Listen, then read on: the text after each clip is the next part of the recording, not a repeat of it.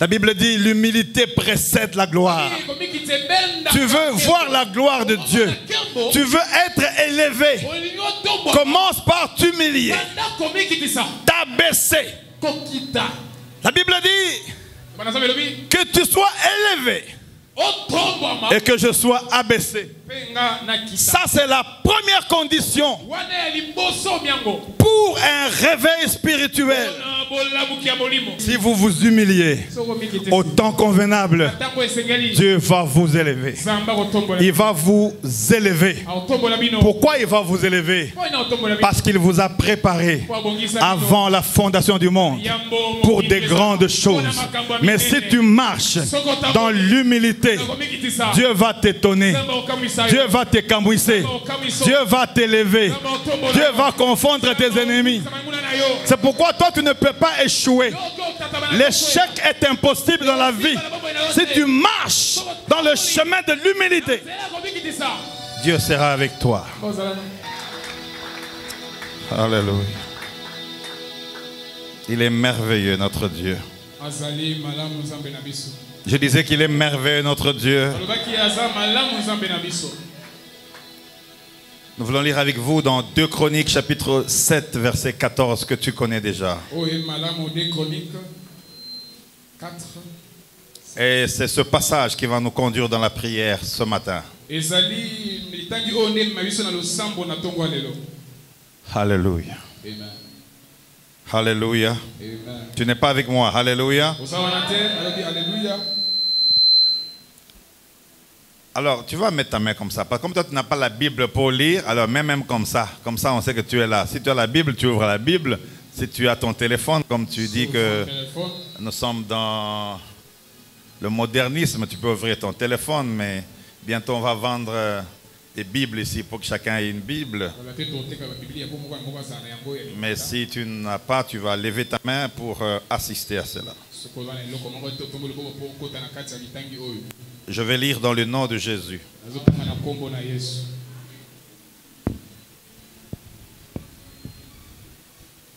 Je disais que je vais lire dans le nom de Jésus.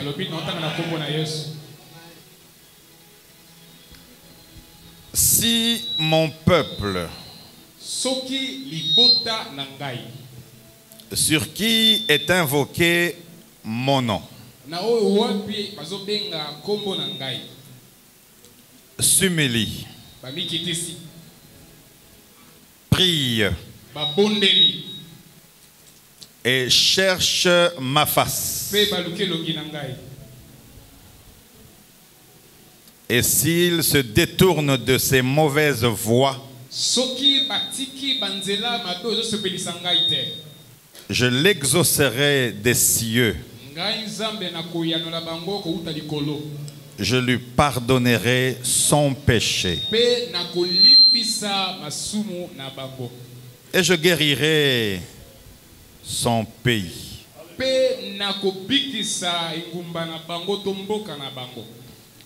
Je vais lire la version d'Arbi qui est proche de la Bible originale.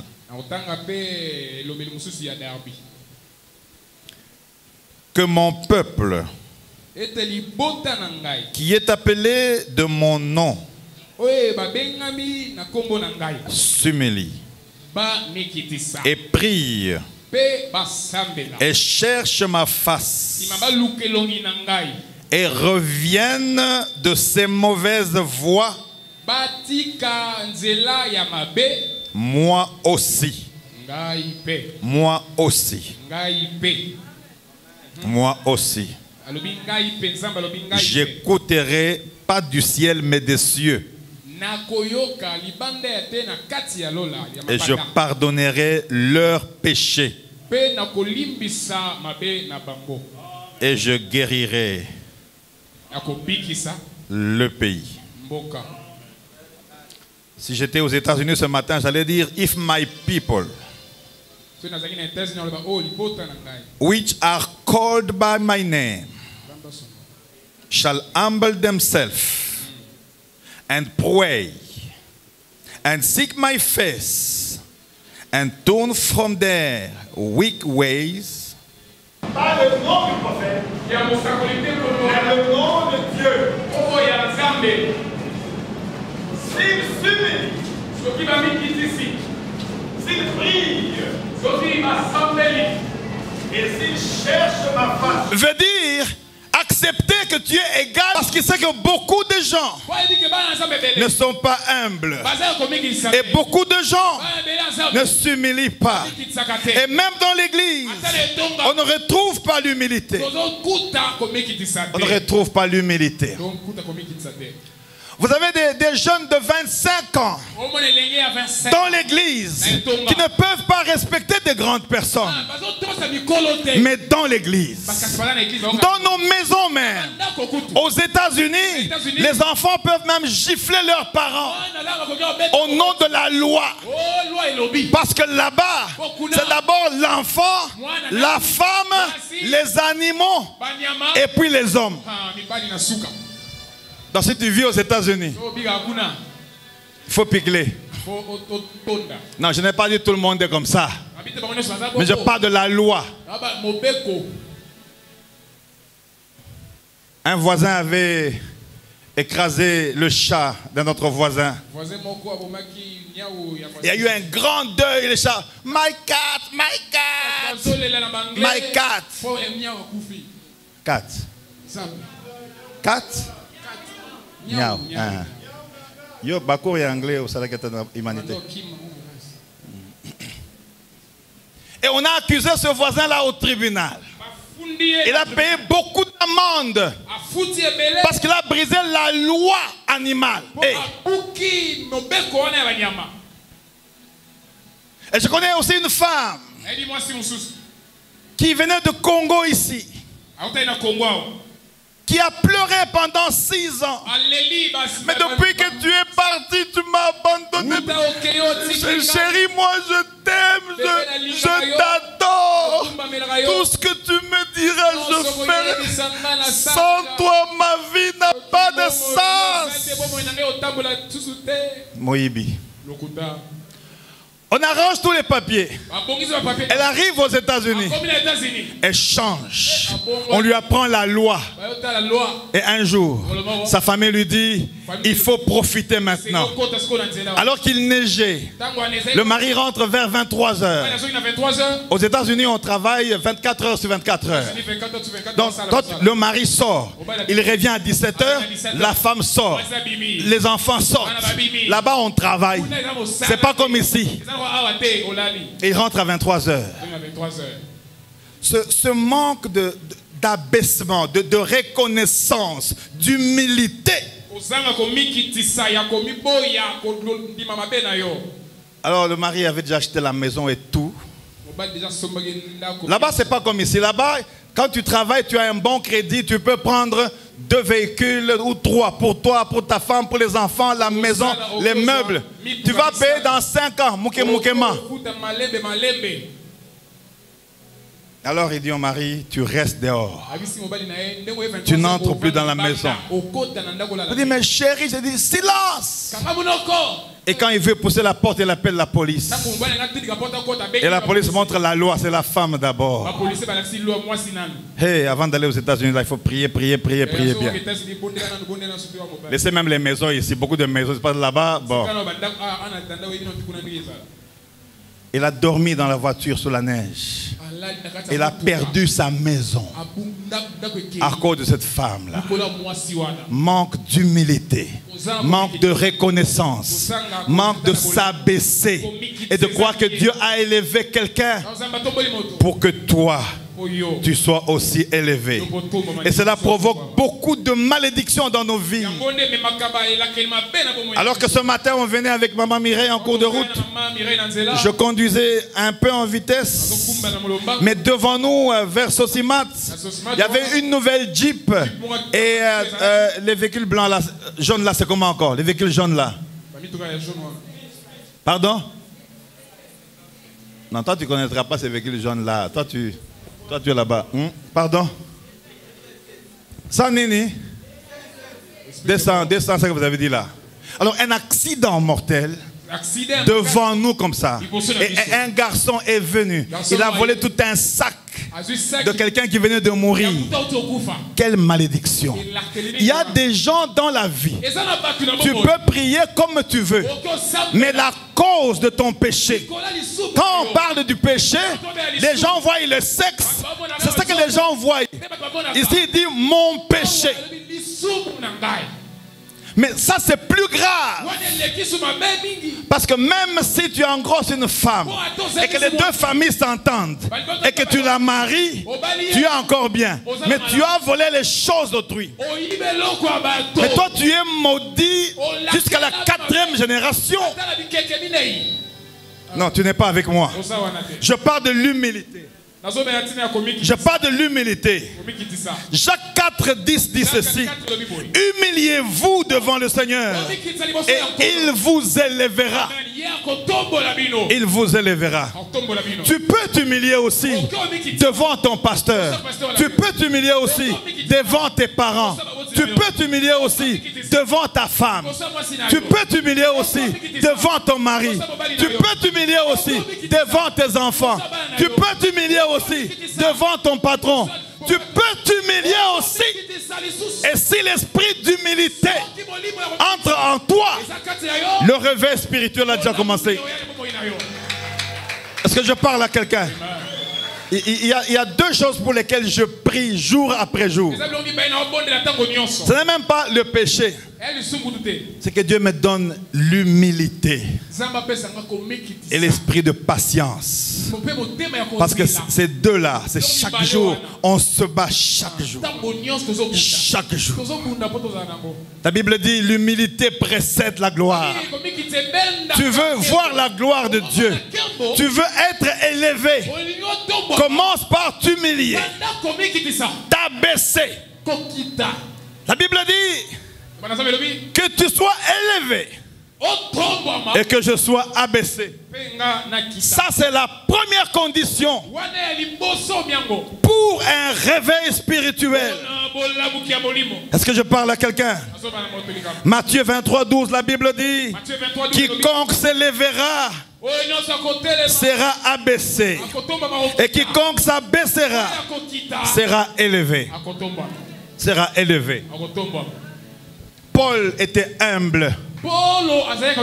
Mais Timothée était plus humble quand il était avec Paul. Parce qu'il voyait en Paul une succession de son ministère. Josué était toujours avec qui? Avec Moïse. Moïse bégayait. Moïse était un prophète. Moïse parlait de la part de Dieu. Moïse allait à la montagne, prier, chercher Dieu. Mais Josué était un général d'armée.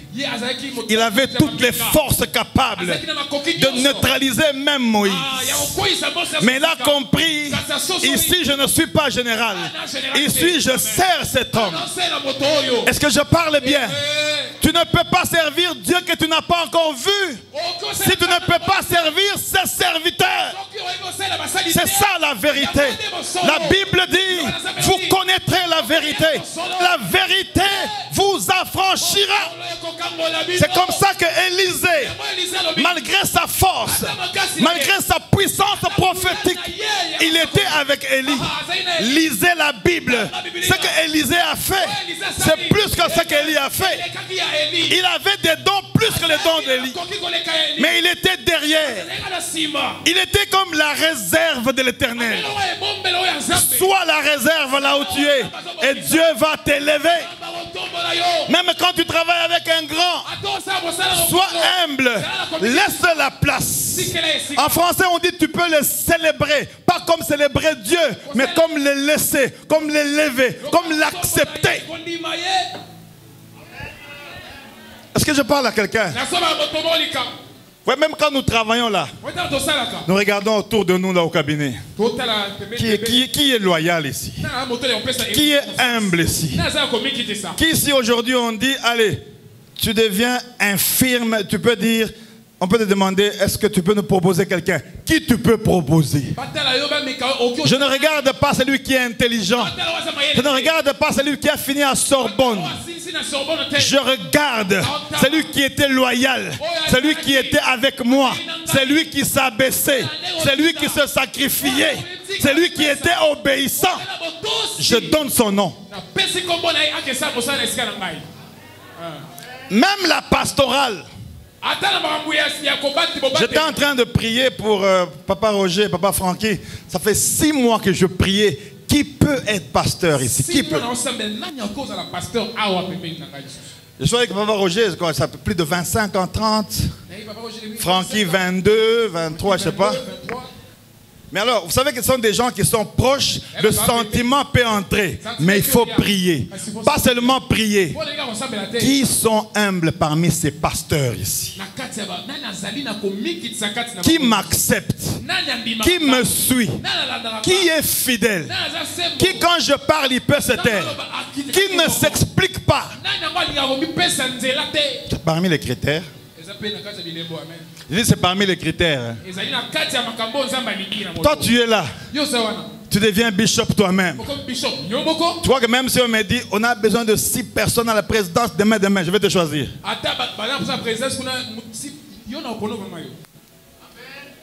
Et quand je voulais partir en voyage comme ça là, je vois Papa Roger qui m'appelle. Là, je l'avais déjà choisi, mais spirituellement. Parce que le choix est d'abord spirituel. Hein? Le choix est d'abord spirituel. Je dis, mais tu veux me voir pourquoi? Il dit, non, il faut que je te voie. Oh. Vous voyez, le pasteur Roger a fait beaucoup de formations théologiques, médecine, beaucoup de choses, environnement. Je ne sais pas, il a combien de diplômes. Mais ce jour-là, je vois, il vient dans le bureau. Il dit, tu ne pars pas sans que tu me bénisses. Parle-moi encore bien de la vision. Parce que je veux faire ce que toi tu veux dans la vision. Mais qu'est-ce qui se passe ici? Le temps que je parle, il s'agenouille là. Il y a des choses qui touchent et dans le ministère et dans le service. L'humilité. Et je dis, ah, c'est vraiment lui. Francky, n'en parlons pas. L'humilité va t'enlever de là où tu es vers le supérieur. J'ai dit l'humilité. Vous savez, nous avons tous des chefs. Et même des chefs qu'on ne peut pas tolérer. Mais parce qu'il est supérieur, tu souffres, mais tu dis, bon, mais respect. Chaque fois que tu vas t'humilier, Dieu va te surprendre. Si mon peuple, pour qui est invoqué mon nom, s'humilie. Je dis s'humilie. Il y a plusieurs années, c'était difficile pour moi, par exemple, de dire à une épouse, oh pardon, oh tu as raison. Les hommes, un homme de la province là, tu as une difficulté. Mais quand tu es brisé, tu peux comprendre, bon, tu as raison, tu as raison. Des fois quand ma mère parle là d'abord, je dis non, non, et puis après, bon, ça va, ça va. D'accord, d'accord. Tu as raison. Tu as raison. Tu as raison. Ça fait du bien, hein? Ton mari te dit tu as raison. Pardonne-moi. Hey. Apprenez à dire à vos femmes, si vous êtes mariés, pardonne-moi. Tu as raison. Pardonne-moi. Mais tu peux dire aussi à ton enfant, pardonne-moi. La Bible dit, parents, n'irritez pas vos enfants. Ça fait partie de l'exercice de l'humilité. Je vois quelqu'un apprendre et accepter d'être humble ce matin au nom de Jésus. Parce que cette humilité va t'amener loin. Et comme c'est une condition que Dieu donne, la première condition, s'humilier. Ça c'est formidable. Ça. Kalamingite, on va te traiter de sorcier et de loge à cause du nom de Jésus, mais à cause de ton humilité. Il y a un mouvement qui vient de sortir, un mouvement de Melchisedec, tout ça que je n'aime pas trop, qui est sorti il y a 6 mois là, 6 ans avec des pasteurs. Bon, je n'aime pas trop, mais avec les juifs là. Mais à l'époque, le mouvement là n'était pas sorti. Et j'ai dit au ministre français, je suis de loge de Melki. Parce que le Melki, c'est qu'ils vont voir sur la Bible. De Melki. Il dit, mais il faut que tu me parles de ce loge-là parce que c'est puissant. Le loge dans lequel tu es de Jésus est puissant. L'humilité précède la gloire. Exerce ça et tu verras. Si mon peuple sur qui est invoqué mon nom s'humilie. C'est pourquoi quand je prie, je dis Seigneur, l'humilité est une école. C'est une école. Hein? C'est une école. Que Dieu te donne cet esprit d'humilité. Parce que c'est de là que Dieu va t'élever. C'est pourquoi la Bible dit, de la poussière, il relève le pauvre, et du fumier, l'indigent, et il les fait asseoir sur une même table avec des grands. Toi, tu vas t'asseoir avec les grands. Ton humilité va te faire asseoir avec les grands. Ton humilité va faire que Dieu va t'élever. Ton humilité va changer ta fonction inférieure à la fonction supérieure. Si mon peuple sur qui est invoqué mon nom s'humilie. Il reste 3 autres, hein? Ça c'est pour le dimanche prochain, parce que je regarde l'heure. 11h on termine.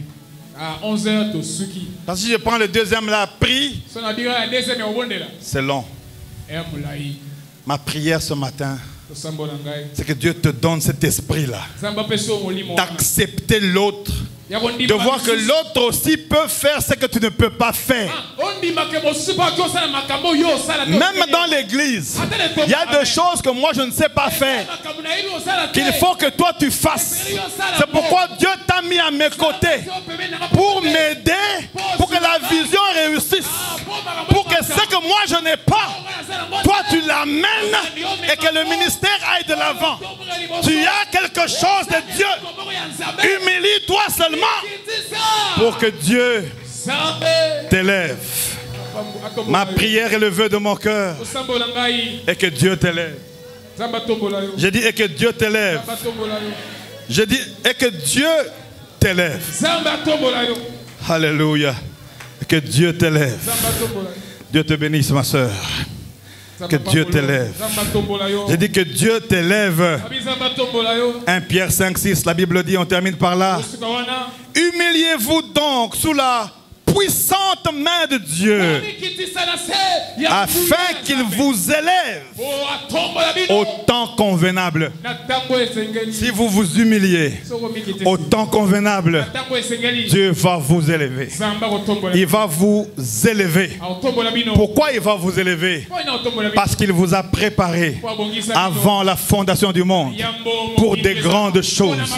Mais si tu marches dans l'humilité, Dieu va t'étonner. Dieu va te cambouisser. Dieu va t'élever. Dieu va confondre tes ennemis. C'est pourquoi toi tu ne peux pas échouer. L'échec est impossible dans la vie si tu marches dans le chemin de l'humilité. Dieu sera avec toi. La Bible dit l'humilité précède la gloire. Tu veux voir la gloire de Dieu. Tu veux être élevé. Commence par t'humilier. T'abaisser. La Bible dit que tu sois élevé et que je sois abaissé. Ça c'est la première condition pour un réveil spirituel. Si vous vous humiliez au temps convenable, Dieu va vous élever. Il va vous élever. Pourquoi il va vous élever? Parce qu'il vous a préparé avant la fondation du monde pour des grandes choses. Mais si tu marches dans l'humilité, Dieu va t'étonner. Dieu va te cambouisser. Dieu va t'élever. Dieu va confondre tes ennemis. C'est pourquoi toi tu ne peux pas échouer. L'échec est impossible dans la vie Si tu marches dans le chemin de l'humilité, Dieu sera avec toi.